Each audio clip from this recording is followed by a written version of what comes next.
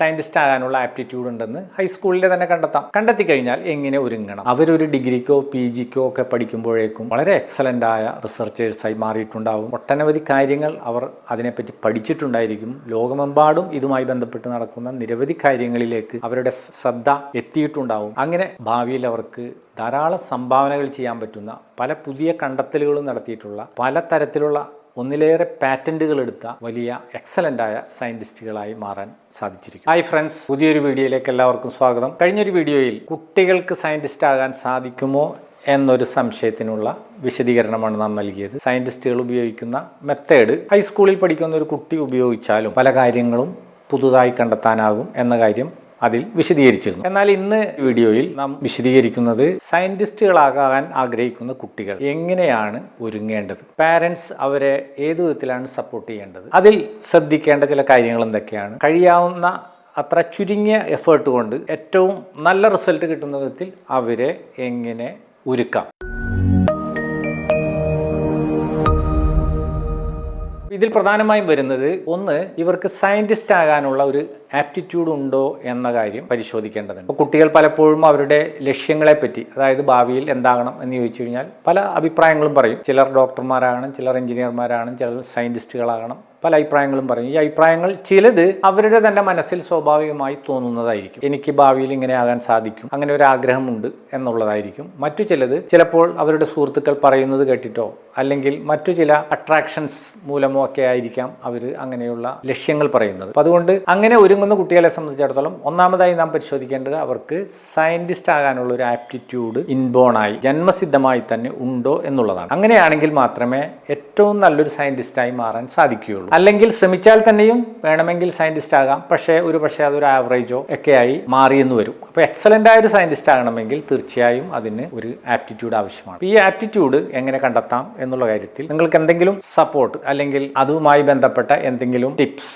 ആവശ്യമാണെങ്കിൽ, കൺസൾട്ടേഷൻ ആവശ്യമാണെങ്കിൽ, ഇവരുടെ ആപ്റ്റിറ്റ്യൂഡ് ചെക്ക് ചെയ്യാനുള്ള ടൂളുകൾ അല്ലെങ്കിൽ അസസ്മെന്റ്സ് ആവശ്യമാണെങ്കിൽ തീർച്ചയായും ഞാൻ ചാനലിൽ നൽകുന്ന നമ്പറിൽ ബന്ധപ്പെടാവുന്നതാണ്. അങ്ങനെ ഒരു കുട്ടിക്ക് സയന്റിസ്റ്റ് ആകാനുള്ള ആപ്റ്റിറ്റ്യൂഡ് ഉണ്ടെന്ന് ഹൈസ്കൂളിലെ തന്നെ കണ്ടെത്തി കഴിഞ്ഞാൽ എങ്ങനെ ഒരുങ്ങണം? അതിൽ പ്രധാനമായും ഒരുങ്ങേണ്ടത് എപ്പോഴും വളരെ ഫോക്കസ്ഡ് ആയ ഒരു ഏരിയ കണ്ടെത്തുക എന്നുള്ളതാണ്. നമ്മൾ പലപ്പോഴും സ്കൂളിൽ സംഭവിക്കാറുള്ളത് 8ലോ 9ലോ 10ലോ ഒക്കെ പഠിക്കുമ്പോൾ പ്രോജക്റ്റുകൾ ചെയ്യിക്കുക എന്നൊരു സമ്പ്രദായം സ്കൂളുകളിലുണ്ട്. അപ്പോൾ ഒരു പ്രോജക്റ്റ് ചെയ്യുന്നു, എന്തെങ്കിലും ഒരു പ്രോജക്റ്റ് ചെയ്യുന്നു. +1 എത്തുമ്പോൾ വേറൊരു പ്രോജക്റ്റ് ചെയ്യുന്നു, ഡിഗ്രിക്കോ വേറൊരു പ്രോജക്റ്റ് ചെയ്യുന്നു, PGക്ക് മറ്റൊരു പ്രോജക്റ്റ് ചെയ്യുന്നു. ഈ പ്രോജക്റ്റുകളെല്ലാം ഡിഫറെൻ്റ് ആയിരിക്കും. പക്ഷേ യഥാർത്ഥത്തിൽ ഭാവിയിൽ ഒരു സയന്റിസ്റ്റ് ആകാൻ ആഗ്രഹിക്കുന്ന ഒരു കുട്ടി അല്ലെങ്കിൽ ആ കുട്ടിയുടെ ആഗ്രഹം അനുസരിച്ച് സയന്റിസ്റ്റ് ആകാൻ ആ കുട്ടിയെ സപ്പോർട്ട് ചെയ്യുന്ന പാരൻസ് ശ്രദ്ധിക്കേണ്ടത് സ്കൂളിൽ വെച്ച് തന്നെ ആ കുട്ടി ഭാവിയിൽ ഏത് മേഖലയിലെ സയന്റിസ്റ്റ് ആകണം എന്ന കാര്യം കണ്ടെത്തുകയും ആ മേഖലയുമായി ബന്ധപ്പെട്ട പ്രോജക്റ്റുകളായിരിക്കണം അവർ സ്കൂളിൽ മുതൽ തന്നെ ചെയ്തു തുടങ്ങേണ്ടത്. ഉദാഹരണം പറഞ്ഞു കഴിഞ്ഞാൽ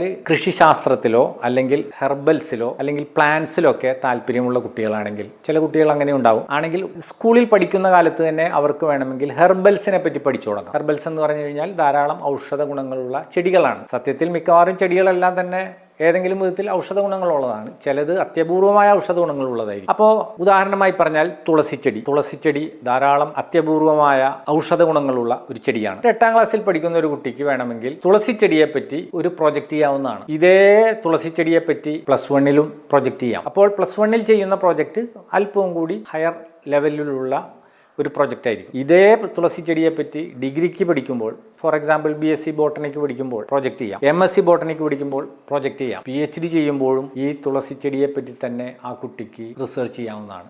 അങ്ങനെ ഹൈസ്കൂൾ മുതൽ റിസർച്ച് ചെയ്യുന്ന ആ ഘട്ടം വരെയും ഒരു സബ്ജക്റ്റിനെ പറ്റി വളരെ ഫോക്കസ്ഡ് ആയാണ് ആ കുട്ടി അന്വേഷിക്കുന്നത്, പഠിക്കുന്നത്, റിസർച്ച് ചെയ്യുന്നത് എങ്കിൽ ആ കുട്ടിയുടെ റിസർച്ച് എന്ന് പറയുന്നത് അതൊരു എക്സലൻ്റ് ആയ റിസർച്ച് ആയിരിക്കും. ഒരു പക്ഷേ ഓരോ സന്ദർഭത്തിലും ഓരോ വിഷയങ്ങളെപ്പറ്റി ചെയ്യുമ്പോൾ നമുക്ക് നഷ്ടപ്പെടുന്നത് ആ സബ്ജക്റ്റിലുള്ള ഡെപ്താണ്. വളരെ പെരിഫറലായി പോകും, എല്ലാ പ്രോജക്റ്റുകളും വളരെ പെരിഫറലായി പോകും. അതിന് പകരം ഹൈസ്കൂൾ മുതൽ തന്നെ ഒരു പ്രത്യേക ടോപ്പിക്കിൽ ആ ടോപ്പിക്ക് വളരെ റിലവൻ്റ് ആയിരിക്കണം, വളരെ ഇമ്പാക്റ്റ്ഫുൾ ആയിരിക്കണം, ലോകത്തിന് മനുഷ്യർക്ക് വളരെ പ്രയോജനമുള്ളതായിരിക്കണം, ആ കുട്ടിയുടെ ആപ്റ്റിറ്റ്യൂഡിന് സ്യൂട്ടബിൾ ആയിരിക്കണം. ഇത്തരം കാര്യങ്ങൾ നാം ശ്രദ്ധിച്ചു കഴിഞ്ഞാൽ ഒരു ഹൈസ്കൂൾ മുതൽ തന്നെ വലുതായി വരുമ്പോൾ ഒരു വലിയ സയന്റിസ്റ്റായി മാറാൻ സാധിക്കുന്ന വിധത്തിൽ കുട്ടികളെ വളർത്തിക്കൊണ്ടുവരാൻ സാധിക്കും. ഇപ്പോൾ ചെറിയൊരു ഉദാഹരണം പറഞ്ഞു കഴിഞ്ഞാൽ 60 വർഷത്തോളം ഉറുമ്പുകളിൽ മാത്രം റിസർച്ച് നടത്തിയ ഒരു സയന്റിസ്റ്റ് ഉണ്ട്. അദ്ദേഹത്തിന്റെ പ്രത്യേകത, അദ്ദേഹം 60 വർഷത്തോളം ഉറുമ്പുകളെ പറ്റി മാത്രമാണ് പഠിച്ചത്. അപ്പോൾ നമുക്ക് തോന്നും ഉറുമ്പുകളെ പറ്റി പഠിക്കാൻ ഇത്രമാത്രം ഉണ്ടോ എന്ന്. ലോകത്തെ ഏത് സബ്ജക്റ്റുകളെ പറ്റി നാം പഠിക്കാൻ ശ്രമിച്ചാലും അനേക വർഷങ്ങൾ അതിന് വേണ്ടിവരും. ഒരു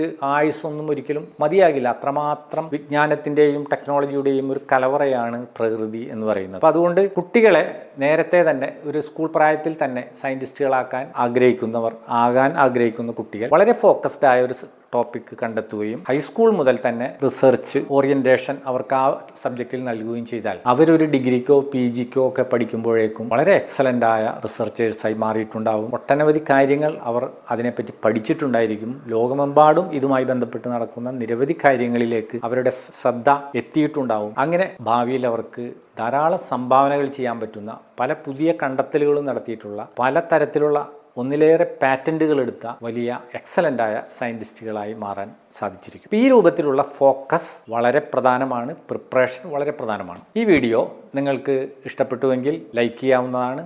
അതുപോലെ ഈ രൂപത്തിൽ ആസ്പിരൻ്റായ സയൻറ്റിസ്റ്റ് ആകണമെന്ന് ആഗ്രഹിക്കുന്ന നിങ്ങളുടെ തന്നെ ബന്ധത്തിൽപ്പെട്ട കുട്ടികൾ, നിങ്ങളുടെ പരിചയത്തിലുള്ള കുട്ടികൾ, ബന്ധുക്കളുടെ കുട്ടികൾ, അവർക്കൊക്കെ ഷെയർ ചെയ്യാവുന്നതാണ്. തുടർച്ചയായി ഇതുമായി ബന്ധപ്പെട്ട പലതരത്തിലുള്ള വിശദീകരണങ്ങൾ ഞങ്ങളുടെ ഭാവി വീഡിയോകളിലും ഉണ്ടാവും. അത് റെഗുലറായി കിട്ടണമെന്നുള്ളവർ ബെല്ലൈക്കൺ എനേബിൾ ചെയ്യാവുന്നതാണ്. ഇതുമായി ബന്ധപ്പെട്ട എന്തെങ്കിലും ആവശ്യങ്ങൾ നിങ്ങൾക്കുണ്ടെങ്കിൽ, ഇന്ന ഏരിയയിലാണ് എൻ്റെ കുട്ടിക്ക് സയൻറ്റിസ്റ്റ് ആകേണ്ടത്, ഇന്ന മേഖലയെ പറ്റിയാണ് അവൻ സംസാരിച്ചുകൊണ്ടിരിക്കുന്നത് അല്ലെങ്കിൽ അവൾ സംസാരിച്ചുകൊണ്ടിരിക്കുന്നത്, ആ കഴിവ് യഥാർത്ഥത്തിൽ അതിൽ ഒരു ആപ്റ്റിറ്റ്യൂഡ് ഉണ്ടോ ഇല്ലയെന്ന് ഞങ്ങൾക്ക് ചെക്ക് ചെയ്യേണ്ടതുണ്ട്. ഇത്തരം കാര്യങ്ങളിൽ നിങ്ങൾക്ക് എന്തെങ്കിലും ഒരു ആവശ്യമുണ്ടെങ്കിൽ കമൻറ്റ് ബോക്സിൽ വന്ന് അത്തരം കാര്യങ്ങൾ കമൻറ്റ് ചെയ്യാവുന്നതാണ്. തീർച്ചയായും അടുത്ത വീഡിയോ പ്രിപ്പയർ ചെയ്യുമ്പോൾ ഞങ്ങൾ അതെല്ലാം പരിശോധിച്ച് കൺസിഡർ ചെയ്ത ശേഷം അതുമായി ബന്ധപ്പെട്ട, നിങ്ങളുടെ ആവശ്യവുമായി ബന്ധപ്പെട്ട വീഡിയോകളായിരിക്കും പിന്നീട് തയ്യാറാക്കുന്നത്. താങ്ക്